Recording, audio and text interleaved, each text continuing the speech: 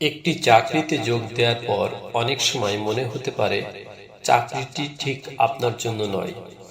চাকরির পরিবেশ এক্ষেত্রে একটি বড় ভূমিকা পালন করে।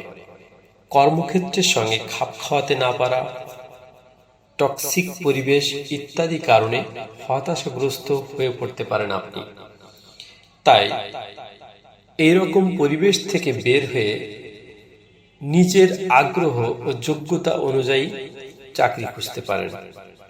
মানসিকভাবে সুস্থ থাকার জন্য একটি সুন্দর পরিবেশ এবং সঠিক মূল্যায়ন খুবই গুরুত্বপূর্ণ। নতুন চাকরিতে ঢোকার আগে অবশ্যই এসব বিষয় সম্পর্কে জেনে নেওয়া উচিত।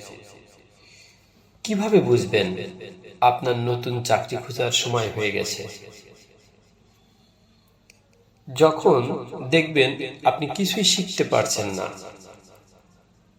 চাকরির উদ্দেশ্য কি কেবল আর্থিক সচ্ছলতা?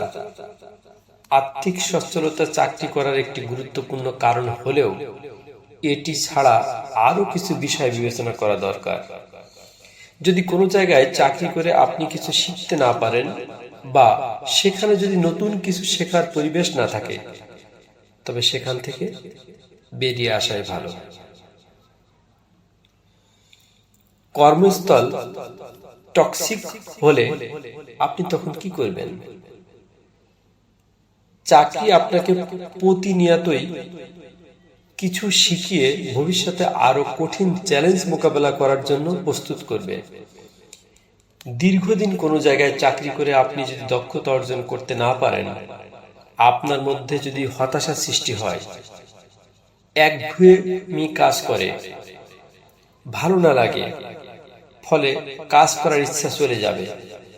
তাই যদি আপনার কর্মক্ষেত্রে নতুন কিছু শেখার পরিবেশ না থাকে, তাহলে সেখান থেকে বের হয়ে নতুন চাকরির সন্ধান করুন।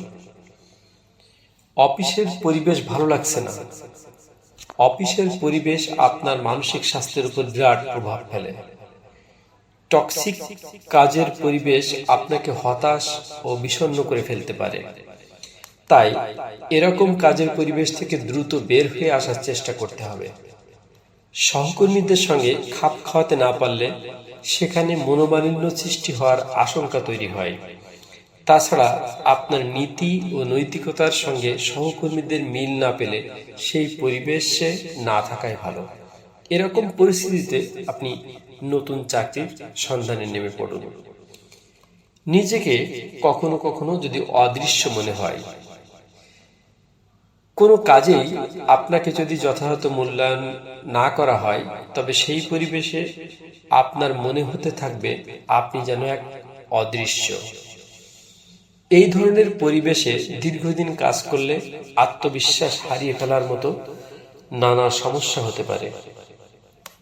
এরকম কর্মস্থলে প্রশ্ন করার বা শেখার কোনো সুযোগ থাকে না, ফলে আপনার বিকাশ বাধাগ্রস্ত হয়। প্রশংসা ও অনুপ্রেরণা যে কোনো কাজের গতি বাড়িয়ে দেয় এবং সফলতাকে ত্বরান্বিত করে।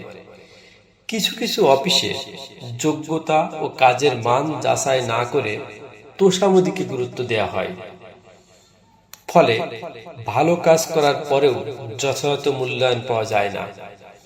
তাই এরকম জায়গায় বেশি দিন না থাকাই ভালো। পদোন্নতির কোনো যদি আশা আপনি না দেখেন, যদি আপনি দীর্ঘদিন একটি পদে বা একটি অবস্থানে আটকে থাকেন, তাহলে নতুন চাকরি খোঁজা উচিত। কারণ পদোন্নতির আশা না দেখলে কাজ করার অনুপ্রেরণা পাবেন না। এরকম কর্মস্থল ধীরে ধীরে আপনাকে হতাশাগ্রস্ত করে ফেলতে পারে।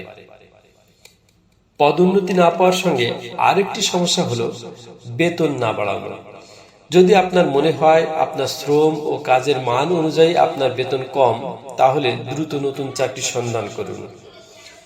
সারাক্ষণ নিজের কর্মস্থল নিয়ে অভিযোগ করছেন। আপনার সঙ্গে আপনার কর্মস্থল নিয়ে আলোচনা করলে আপনার থেকে নেতিবাচক কথাই কি বেশি শোনা যায়?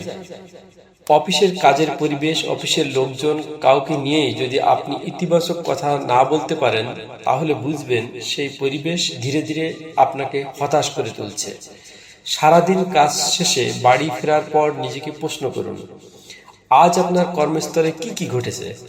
আপনি কি আপনার কর্মস্থল নিয়ে খুশি?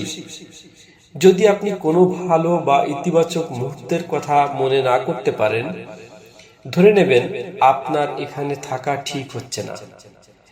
নিজের আগ্রহকে প্রাধান্য দিয়ে সেই অনুযায়ী নতুন কাজ খুঁজতে শুরু করুন আজই। আজকের এই লেখাটি আমি পড়েছিলাম দ্য ডেইলি স্টার বাংলা পত্রিকায়। লেখাটি লিখেছিলেন সৈয়দা সুভা আলম।